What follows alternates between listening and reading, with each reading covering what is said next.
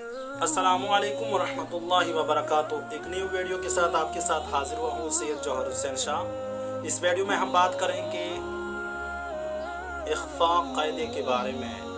पहले वीडियो में हमने बता दिया था कि इन 4 कवायद को मद्दे नज़र रखते हुए कुरान को पढ़ा जा सकता है, इन 4 बड़े बड़े कवायद को। तो दोस्तों, उनमें से आखिरी कायदा जो था वो था इख्फा, हमने आखिर पर रख दिया था। तो इसको हम पढ़ते हैं। इसका लुग़वी तारीफ़ और इस्तिलाही तारीफ़ करते हैं। इसका लुग़वी मानी है छुपाना यानी मख्फी करना, और इस्तिलाही मानी जो है, इस्तिलाही मानी इससे मुराद हर्फ को इज़हार और इदगाम के बैन बैन गुन्ना के हमरा इस तरह अदा करना कि हर्फ मुशद्दद ना अदा ना किया जाए। तो दोस्तों, ये हो गया इसकी तारीफ़।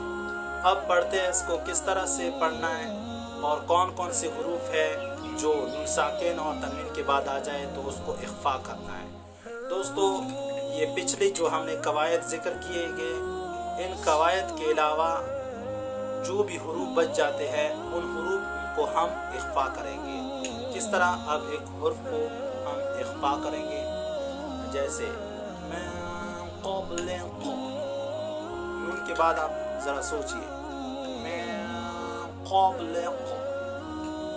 नून को सही तरह अदा नहीं करना है। देख ले दोस्तों,